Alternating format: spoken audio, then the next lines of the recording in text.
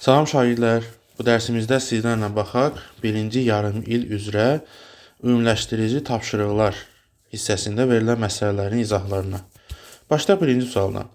Maye daxilində yuxarıya doğru hərəkət edən cismə təsir edən qüvvələrin əvəzləyicisi sıfıra bərabərdir. Qüvvələrin əvəzləyicisi sıfıra bərabərdir.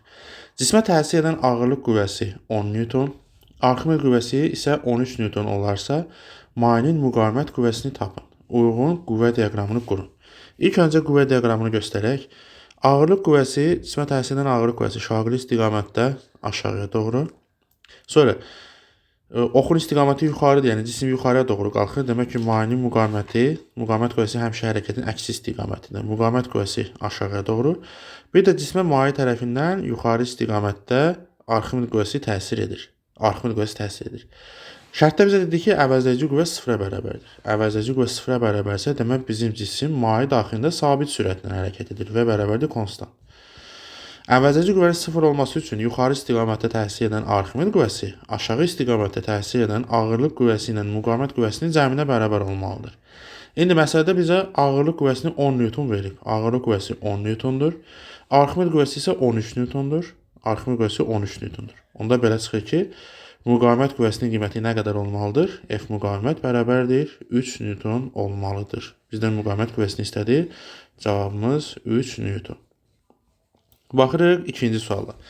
Cismə düz xətt üzrə eyni zamanda iki qüvvə təsir edir. Həmin qüvvələrin qiymətləri F1 bərabərdir 23 Newton, F2 bərabərdir 37 Newton olarsa, onların istiqamətlərindən asılı olaraq əvəzləyici qüvvənin ən kiçik və ən böyük qiyməti neçə Newton olar? İndi biz öyrənmişik ki, əvəzləyici qüvvənin ən böyük olması üçün cismə təsir edən qüvvələr bir düz xətt üzrə eyni istiqamətdə təsir etməlidir. Bu halda əvəzləyici qüvvəni tapmaq üçün bu qüvvələrin qiymətləri toplanılır. İndi birinci qüvvəmiz 23, ikinci qüvvəmiz 37. Deməli, bu iki qüvvənin əvəzləyicisinin maksimum qiyməti 60 Newton olacaq. Əvəzləyici qüvvənin qiymətinin ən kiçik olması üçün cismə təsir edən qüvvələr bir düz xətt üzrə əks istiqamətlərdə olmalıdır və bu zaman əvəzləyici qüvvəni tapmaq üçün modulca bu qüvvələrin fərqini tapmaq lazımdır. F1 qüvvəsi 23 Newton, F2 qüvvəsi 37 Newton. Burada cavabımız alınır 14 Newton. Sonra baxırıq üçüncü suala. Şəkildə maye daxilindəki cismə təsir edən qüvvələr göstərilib. Həmin cisim üçün Newtonun birinci qanununun ödəndiyini nəzərə alaraq F qüvvəsini tapın. Biz Newtonun birinci qanununda nə demişdik? Cismə təsir edən qüvvələrin əvəzləyicisi sıfıra bərabər olarsa, bu cisim ya sükunətdə qalmalıdır, ya da bərabər sürətdə hərəkət etməlidir. Və yaxud da əksinə, əgər cisim düz xəttə bərabər sürətdə hərəkət edirsə və yaxud da sükunətdədirsə, demək ki, bu cismə təsir edən qüvvələrin əvəzləyicisi sıfıra bərabərdir. İndi Newtonun birinci qanunu ödənirsə burada, demək ki, cismə təsir edən qüvvələrin əvəzləyicisi sıfır olmalıdır. Aşağı istiqamətdə 45 Newtonluq qüvvə var, bir də yuxarı istiqamətdə bir F qüvvəsi var. Demək, bu F qüvvəsinin də qiyməti 45 Newton olmalıdır ki, bir düz xətt üzrə əks istiqamətdə olduğu üçün əvəzləyici qüvvə sıfıra bərabər olsun. İndi bizdən F qüvvəsinin qiymətini istədi. Cavabımız F bərabərdir 45 Newton olmalıdır. Dördüncü sual. Kütləsi 16 kiloqram olan arabaya şəkildəki kimi iki qüvvə təsir edir. Onun təcilini hesablayın və istiqamətini göstərin. İlk öncə əvəzləyici qüvvəni tapırıq. Şəkildən diqqət eləsək, 40 Newton qüvvə sağa doğru, 24 Newton qüvvə sola doğru. Əks istiqamətlər olduğu üçün əvəzləyici qüvvəni tapanda böyük qüvvədən kiçik qüvvəni çıxırıq. 40 çıxır 24 bərabərdir alırıq 16 Newton. Əvəzləyici qüvvənin qiyməti oldu 16 Newton. Təcil də tapsaq, A bərabərdir əvəzləyici qüvvə bölünsün cismin kütləsi. Əvəzləyici qüvvə 16 Newton bölünsün cismin kütləsini də 16 kiloqram verib. Buradan cismin təcili alınır 1 metr bölünsün saniyə kvadrat. Və təcil həmişə böyük qüvvə istiqamətində yönəlir. Əvəzləyici qüvvə istiqamətində yönəlir. Onda istiqamət də sağ tərəfi olmalıdır. 5-ci sual. 16 kiloqram kütləli cisim 5 metr bölü saniyə kvadrat təcillə hərəkət edir. Ona təsir edən qüvvələrin əvəzləyicisini tapın. Əvəzləyici qüvvə bərabərdir kütlə ilə təcilin hasili. Newtonun ikinci qanunu. Kütlə 16, təcil 5, hasil edəcək 80 Newton. 6-cı suala baxırıq. Kütləsi 1000 kiloqram təsir edən qüvvələrin əvəzdəçisi isə 2500 Newton olan avtomobilin başlanğıc sürəti 20 metr bölünsün saniyədir. 20 saniyədən sonra onun sürəti nəyə bərabər olacaq? İlk öncə biz kütlə var, qüvvə var. Bu ikisinə görə təcili tapsaq, A bərabərdir F bölünsün M-ə görə. F-in qiyməti 2500 bölünsün kütlənin qiyməti 1000. Buradan alırıq cismin hərəkət təcili 2,5 metr bölünsün saniyə kvadrat. Sonra 20 saniyədən sonra cismin sürətini bizdən istəyir. Sürət düsturda bizdə V bərabərdir V0 üstəgəl AT. Təcil varsa demək dəyişən sürətdə hərəkətdir. Dəyişən sürətdə hərəkətdə sürət V0 plus AT ilə tapılır. V0 başlanğıc sürətin qiymətini verilmişdi bizə 20 metr bölünsün saniyə üstəgəl AT. A-nın qiymətini 2,5 tapdıq. 2,5 vuraq T 20 saniyədən sonra vuraq 20. Bərabərdir. 25-i 20-yə vuranda bu edəcək 50, o da 20, 70. Cavabımız olacaq 70 metr bölünsün saniyə. Baxırıq 7-ci suala. Toqquşaraq qarşılıqlı təsirdə olan 10 kiloqram və 12 kiloqram kütləli iki cisim bir-birinə əks istiqamətdə hərəkət etməyə çalışırlar. Böyük kütləli cismin təcili 0,5 metr bir saniyə kvadrat olarsa, digərinin kütləsini tapın. Demək, böyük kütləli cismin kütləsini M1 ilə yazaq. M1 bizdə 12-dir. Onda digərinin kütləsini M2 ilə yazaq, kiçiyini. M2 də bərabərdir 10-dur. Böyük kütləli cismin təcilini bizə 0,5 verir. Yəni A1 bərabərdir 0,5. Bizdən kiçik kütləli cismin təcilini istədi. A2 bərabərdir sual. Biz öyrənmişik ki, Newtonun 2-ci və 3-cü qanundan çıxan nəticələrə əsasən qarşılıqlı təsirdə olan cisimlərin hərəkət təcilləri onların kütlələrindən tərs mütənasib asılıdır. Yəni, qarşılıqlı təsirdə olan zaman cisimlərdən kütləsi böyük olanı kiçik təcil alırdı, kütləsi kiçik olanı böyük təcil alırdı. İndi buradan biz A2-ni tapsaq, A2 bərabər olacaq. A1 M1 bölünsün M2. A1-in qiyməti 0,5, M1-in qiyməti 12, M2-nin qiyməti 10. Buradan da alırıq. Vuranda 6, ona böləndə 0,6. Deməli, burada cavabımız olmalıydı 0,6 metr bölü saniyə kvadrat. 8-ci suala baxırıq. Maye daxilində tarazlıqda olan cismə 10 Newton ağırlıq qüvvəsi və 2 Newton arximil qüvvəsi təsir edir. Qüvvə diaqramını göstərsək, ağırlıq qüvvəsi aşağı istiqamətdə 10 Newton və 2 Newton arximil qüvvəsi təsir edir. Yuxarıya doğru F arximet qüvvəsi bərabərdir 2 Newton. Yayın elastik qüvvəsini tapın. İndi yay aşağı doğru uzandığı üçün bir yayda elastik qüvvəsi, o da yuxarıya doğru olacaq. Elastik qüvvəsinin istiqaməti. İndi tarazlıqdadır. Tarazlıqdadırsa deməli cismə təsir edən əvəzdəci qüvvə yenə də 0 olmalıdır. Əvəzdəci qüvvənin 0 olması üçün yuxarı doğru gedən elastik qüvvəsi ilə arximil qüvvəsinin cəmi aşağı istiqamətdə olan ağırlıq qüvvəsinə bərabər olmalıdır.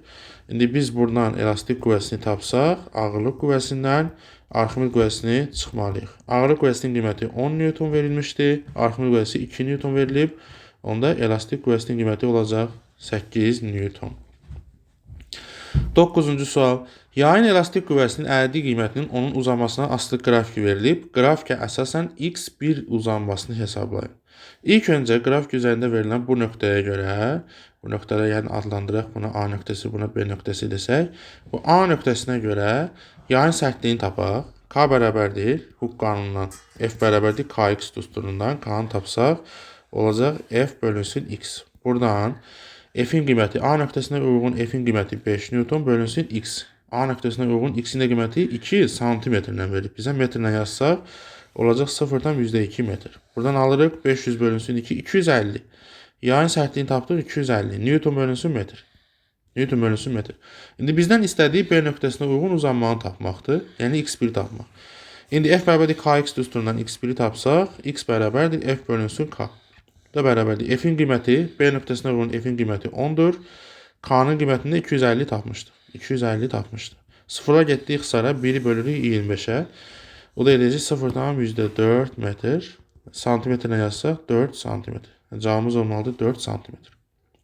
Ya da ki, birbaşa qısaca deyə bilərdik. Yəni, sərtlik sabitdir. F x-dən düz mütənasib asılıdır. Yəni, birinci halda uzanma 2 cm olub. Ona uyğun elastik qüvvəsi 5 olub. Sonra elastik qüvvəsinin qiyməti 2 dəfə artıb da. 5-dən ona 2 dəfə artıb. Elastik qüvvəsinin 2 dəfə artması üçün uzunluq da 2 dəfə artmalıydı. Əvvəl 2 idisə, sonra olacaq 4 cm. Sonra 10-cu sual. Üfüqi yolda hərəkət edən 900 kiloqram kütləli avtomobilə 600 Newton dartı qüvvəsi təsir edir. Havanın müqaməti nəzərə alınmır. Avtomobilin təcili 0,4 m/s² olarsa, cismə təsir edən sürtünmə qüvvəsini tapın. Əslində bu məsələdə biraz çatışmayan bir cəhət var. Çünki şərtdə bizə deməkdir, qüvvənin təsiri altında bizim cisim necə hərəkət edir. Burada sürtünmə qüvvəsi varsa əgər, cisim yeyinləşən də hərəkət edə bilər, yavaşlayan hərəkət edə bilər. Yəni zamana görə sürəti arta da bilərdi, azala da bilərdi. İndi gəlin biz artan sürətdə hərəkət üçün tapaq. Deyək ki, cisim artan sürətdə hərəkət edir də. Bu halda biz Newtonun ikinci qanunu yazsaq, EMA bərabərdir. Əgər cisim artan sürətdə hərəkət edirsə, demək ki, dartı qüvvəsi sürtünmə qüvvəsindən böyük olmalıdır. Bu halda Newtonun ikinci qanunu bu şəkildə yazılır. Yəni əvəzləyici qüvvəni tapmaq üçün dartı qüvvəsindən sürtünmə qüvvəsini çıxmalıyıq. İndi buradan sürtünmə qüvvəsini tapsaq, F sürtünmə qüvvəsi bərabərdir. Dartı qüvvəsindən əvəzləyici qüvvəni EMA-nı çıxmalıyıq. Dartı qüvvəsinin qiyməti bizə 600 Newton verilib. Çıxaq. MA cismi kütləsi 900 vuraq. Təcilin qiyməti 0,4. Buradan alırıq 600 çıx. 900 0,4-ə vuranda 90 vur 4 360. 360. Buradan da 240 Newton alınır. Məsələmizin cavabı. Yəni sürtünmə qüvvəsinin qiyməti bu qədər olmalıdır. Sonra baxırıq 11-ci suala. Uzunluğu 1 metr, ona təsir edən ağırlıq qüvvəsi 1 Newton olan silindr formalı taxta çubuq şəkildəki kimi tarazlıqdadır. Dayaq çubuğun qurtaracağından 10 cm məsafədədir. Dayaq çubuğun qurtaracağından 10 cm məsafədədir. Demək ki, bu məsafəni bizə 10 cm verib. Aşağıdakı suallara cavab verir. İlk öncə, gəlin burada ağırlıq qüvvəsində 1 Newton verib. Ağırlıq qüvvəsi haradan tətbiq olunmalıdır? Çubuğun tən mərkəzindən, birciz çubuq olduğu üçün tən mərkəzindən tətbiq olunur. Bu qüvvənin qiyməti nə qədərdir? 1 Newtondur və çubuğun ümumi uzunluğu da 1 metrə bərabərdir. Çubuğun ümumi uzunluğu 1 metrdirsə və ağırlıq qüvvəsi də tən mərkəzindən tətbiq olunduğu üçün, deməli ağırlıq mərkəzindən solda, sağda qalan hissələrin uzunluğu 50 cm olmalıdır da. 50 cm olmalıdır. İndi 10 cm bu tərəfdə varsa, demək ki, buradan buraya da ağırlıq qüvvəsində qol nə qədər olmalıdır? 40. 10 bu da 40. 50 sol tərəfdə, 50 də sağ tərəfdə var. Qüvvələrin qolları məlumdur bizə. İndi baxırıq. Ağırlıq mərkəzi nəyə deyilir? Ağırlıq mərkəzi ağırlıq qüvvəsinin tətbiq olunduğu nöqtədir. Yəni birinci ağırlıq mərkəzinə tərif belə verə bilərik. Ağırlıq mərkəzinin tətbiq olunduğu nöqtə ağırlıq mərkəzi deyilir. İkinci sualda deyir ki, F qüvvəsinin momenti hansı nöqtəyə təsir edən hansı qüvvənin momentini tarazlaşdırır? F qüvvəsinin momenti, cavabımız belə olmalıdır. F qüvvəsinin momenti ağırlıq mərkəzinə təsir edən ağırlıq qüvvəsinin momentini tarazlaşdırır. Bu vəziyyətdə link tarazlıqdadırsa, deməli F qüvvəsi burada ağırlıq mərkəzinə təsir edən ağırlıq qüvvəsinin momenti ilə tarazlaşır. Sonra üçüncü sual F qüvvəsinin qiymətini istəyir bizdən. Artıq linkin tarazı şərtindən biz istifadə edəcəyik. Linkin tarazı şərtində biz öyrənmişik ki, qüvvələr onların qollarının uzunluqlarından tərs mütənasib asılıdır. Yəni, düstur yazsaq, yazırıq. Ağırlıq qüvvəsi, məsələn, bölünsün F qüvvəsi bərabərdir qolların tərs nisbəti. F qüvvəsinin qolunu bir L yazaq, ağırlıq qüvvəsinin qoluna da bir L ayağında A yazıram. İndi qiymətləri yerinə qoyuruq. Ağırlıq qüvvəsinin qiyməti 1 Newton, bölünsün F qüvvəsinin qiymətini 1 milik bərabərdir. F qüvvəsinin qolu şəkil üzərindən görürük 10 cm, ağırlıq qüvvəsinin qolu 40 cm. İxtisar gəzsə 4/1 qalır. Buradan da F qüvvəsi bərabərdir 4 Newton almış oluruq. Cavabımız olmalıdır 4 Newton. Baxırıq 12-ci suala. Uzunluğu 1 metr uzunluğu olan xəttkeş şəkildəki kimi tarazlıqdadır. Kub formalı cismin kütləsi 100 qram olarsa, taxta parçasının kütləsini müəyyən edin. İndi kub formalı cisim qoyulduğu bu nöqtəyə öz ağırlığına təsir edəcək. Qüvvənin qiyməti nə qədərdir? Bunun kütləsi 100 qramdır. 100 qramsa kiloqramla yazsaq 0,1 kiloqramdır. 0,1 kiloqramdır. Onda bunun ağırlıq qüvvəsi nə qədər olacaq? F ağırlıq bərabərdir mg-yə görə 1 Newton olacaq. 1 Newton olacaq. Qolu da ki, buradan görürük də onun üzərində qoyulub 1, 2, 3, 4, 40 cm. Buradan buraya da qüvvə qolu nə qədərdir? 40 cm-dir. Bu taxta parçasında qoyulduğu nöqtədə qolu nə qədərdir? O da 40 cm-dir. İndi bu taxta parçasının nəyini bizdən istədi? Kütləsini bizdən istəyir. Qollar bərabərdirsə, deməli bu taxta parçasının da çəkisi Bu taxta parçasının çəkisi nəyə bərabər olmalıdır? O da 1 Newtona bərabər olmalıdır. Çünki linkin tarazı şərtinə görə düsturumuz necə idi? F1 L1 bərabərdir F2 L2. Əgər qolların uzunluqları bərabərdirsə, şəkildən görürük ki, həqiqətən də qollar bərabərdir. Qolların uzunluqları bərabərsə, deməli F-lər də bərabərdir. İndi sol tərəfdə kub formalı cismin ağırlığı 1 Newtonsa, deməli cismin çəkisi də, taxta parçasının çəkisi də o da 1 Newton olmalıdır. Çəkisi 1 Newtonsa, onda düstur P bərabərdir mJ'yə görə, m-i buradan tapsaq, P-ni J-yə bölürük. 1 bölünsün J-nin qiyməti 10 edir 0,1 kiloqram. Yəni cavabımız olmalıdır 0,1 kiloqram. Yəni ya da 100 qram. Sonra 13-cü sualda velosipedin pedalı tam şaquli vəziyyətdə, velosipedçinin pedalının səthinə tətbiq etdiyi qüvvə isə şəkildə göstərildiyi kimi səthə perpendikulyar olarsa, o velosipedi irəliyə doğru hərəkət etdirə bilərmi? Bəli, hərəkət etdirə biləcək. Çünki burada fırlanma təsiri yaradılmalıdır. Fırlanma təsirində də əgər qüvvənin təsir xətti fırlanma oxundan keçmirsə, deməli bu qüvvənin bir fırladıcı təsiri yaranacaq, yəni bir moment olacaq. Fırladıcı təsiri də bu təkərləri hərəkətə gətirərək velosipedi qabağa və ya geriyə doğru hərəkət etdirə bilər. Sonra baxırıq 14-cü suala. Yük sabit sürətlə yuxarı qaldırılır. Sabit sürətlə. Hansı ifadələr doğrudur? Sabit sürətlə yuxarı qaldırılırsa, demək ki, yükə təsir edən qüvvələrin əvəzləcisi 0-a bərabər olmalıdır. Yəni Newtonun birinci qanunu ödənilir burada. Qüvvə diaqramını da göstərir burada. Cismə təsir edən bir ağırlıq qüvvəsi olacaq aşağı istiqamətdə. Maye tərəfindən cismə təsir edən bir arximit qüvvəsi olacaq yuxarı istiqamətdə. Baxırıq burada. Arximit qüvvəsinin işi müsbətdir. Bəli, bu doğru götürə bilərik. Burada cisim yuxarıya doğru hərəkət etdirilir. Yerləşmə vektoru yuxarıya doğru.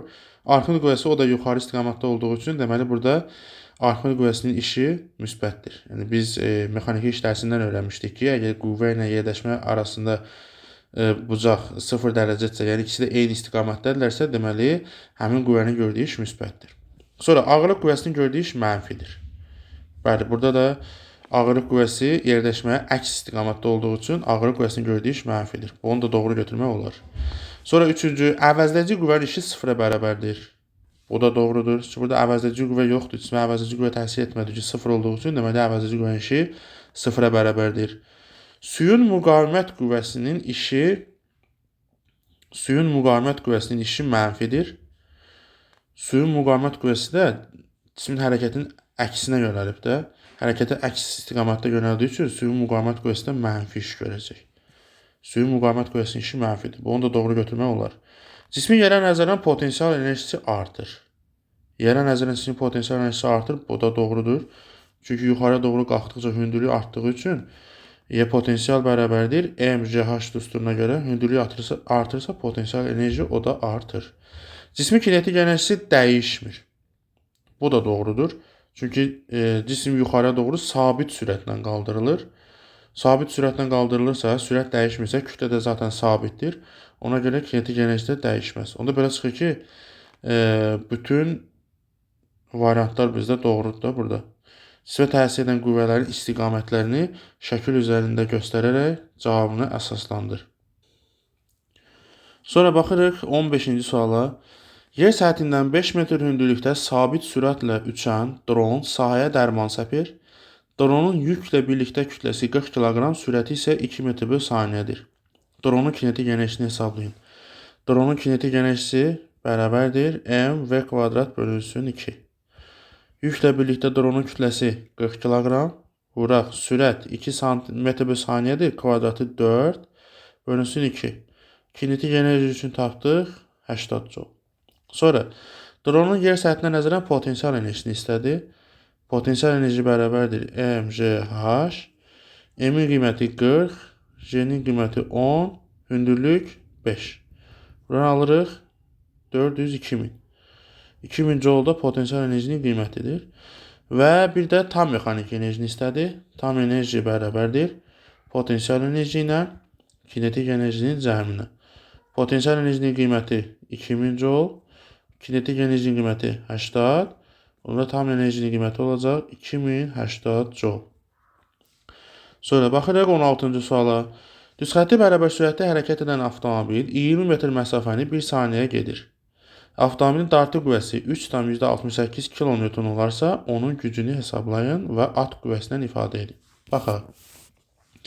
İlk öncə avtomobilin sürətini tapaq. V bərabərdir S bölünsün T düsturuna görə. Bizə deyir ki, 20 metr məsafəni 1 saniyəyə gedir. Onda belə çıxır ki, avtomobilin sürəti 20 bölünsün 1-dən alınır 20 metr bölünsün saniyə. Mühərrikin dartı qüvvəsində 3,68 kN verib. Dartı qüvvəsi 3,68 kN. 3,68 kN. Yəni Newtondan yazsaq olacaq 3680 Newton. İndi bizdən mühərrikin gücünü istəyir. Güc düsturu M bərabərdir F-V. Yəni dartı qüvvəsindən sürətin hasili. Bərabərdir F-in qiyməti 3680 vuraq sürət 20. Buradan cavab alırıq. 2 dəfə 8, 16, 6, 1 yadda, 2 dəfə 6, 12, o da 1, 13. 1 yadda, 6 da 1, 7, 2 dənə 0. 73.600 watt. Mühərrikin gücünü tapdıq, 73.600 watt. Və bizə deyir ki, bu gücü at qüvvəsindən ifadə edin. Biz bilirik ki, bir at qüvvəsi 736 watt-a bərabərdir. Onda 73.600-ü bölməli 736-ya. Alırıq 100 at qüvvəsinə bərabərdir. 17-ci sual. Şəkildə təsvir olunmuş qabdakı suyun M nöqtəsində yaratdığı təzyiq 500 paskala bərabərdir. Suyun sıxlığı 1000 kg/m³ olarsa H hündürlüyünü bizdən istəyir. M nöqtəsində təzyiq yaradan maye sütunun hündürlüyü nə qədərdir? M nöqtəsinin üstündə olan maye. Baxaq bura. Buranı bizə verməyibdir. Bu hündürlüyü biz H1 ilə yazaq. Əgər biz bu hündürlüyü tapsaq, ümumi maye sütunun hündürlüyünü verib də bizə 30 cm-dir. Bu 30-dan H1-i çıxarıq, H tapacaq.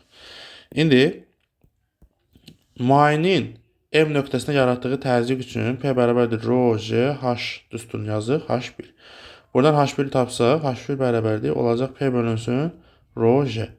Təzyiqin qiyməti, M nöqtəsindəki təzyiqin qiyməti 500 paskaldır. Bölək rho J, rho-nun qiyməti 1000, J-nin qiyməti də 10. Bərabərdir, buradan ixtisar aparsaq, 500-dən 1000-i ixtisar aparsaq aşağıda 2 qalır. 1 bölünsün 20 alırıq 0,5. 0,5 metr. Yəni 5 cm. 5 cm. Onda H hündürlüyü bərabər olacaq 30 çıxaq H1-dən. H1-i 5 tapdıq. 30-dan 5 çıxanda cavabımız eləcək 25 cm. Cavabımız eləcək 25 cm. Baxırıq 18-ci suala. Birləşmiş qablardakı kerosin sütunun hündürlüyü 9,6 cm-dir. Digər mayenin hündürlüyü də 7,68 cm-dir. Kerosinin sıxlığı 800 olarsa, digər mayenin sıxlığını tapın. Birləşmiş Qablar qanununa görə maye sütunlarının hündürlükləri onların sıxlıqlarından tərs mütənasib asılıdır. H1-in H2 nisbəti bərabərdir rho2-nin rho1-ə nisbəti. H1-in qiyməti 9,6, H2-nin qiyməti 7,68 bərabərdir rho2. Biz kerosinin hündürlüyünə H1 demişdik. Onda sıxlığına da rho1 deyirik də. Rho1-i yerinə yazarıq 800. Rho1-i yerinə yazarıq 800. Rho2-ni də tapmalıyıq. Rho2-ni də tapmalıyıq. Buradan sol tərəfin sürət məxrəcini 100-ə vurub tamdan azad eləsək, qalır 960 bölünsün 768 bərabərdir. Rho2 bölək 800. İxtisar aparsaq buradan 96-ya 960 10 dəfə ixtisar gedəcək. Aşağıda da bu 8 dəfə olmalıdır. 8 dəfə 6, 48, 4 yaddır. Bəli, 8 dəfə. Buradan 8 dəfə. Sonra indi buradan çarpaz atsaq, alırıq 8 rho2 bərabərdir 8000. Buradan da rho2 bərabərdir. Cavabımız alınır 1000. Kilogram bölünsün kub metr. 18-ci sualda cavabımız 1000 olmalıdır. 19-a baxırıq. Dağın hündürlüyü 480 metr olarsa, onun ətəyində ölçülən atmosfer təzyiqi zirvəsindəki atmosfer təzyiqindən nə qədər çoxdur? Demək, dağın hündürlüyü ətəyindən zirvəyə qalxdıqca, yəni hündürlük fərqi burada 480 metr olarsa, indi hündürlük 480 metr hündürlük qalxanda təzyiq fərqini tapmaq üçün 480-ı bölməliyik 12-yə də. Nəyə görə? Çünki biz öyrənmişdik ki, dəniz səviyyəsindən yuxarı qalxdıqca atmosfer təzyiqinin qiyməti hər 12 metrdən 1 millimetr civə sütunu qədər azalırdı. İndi 480 metr zirvəyə qalxarkən atmosfer təzyiqinin qiyməti bu nisbəti tapanda 40 millimetr civə sütunu qədər azalacaqdır. İndi bizdən də ətəkdəki təzyiq fərqini soruşur. Cavabımız olmalı idi 40 millimetr civə sütunu.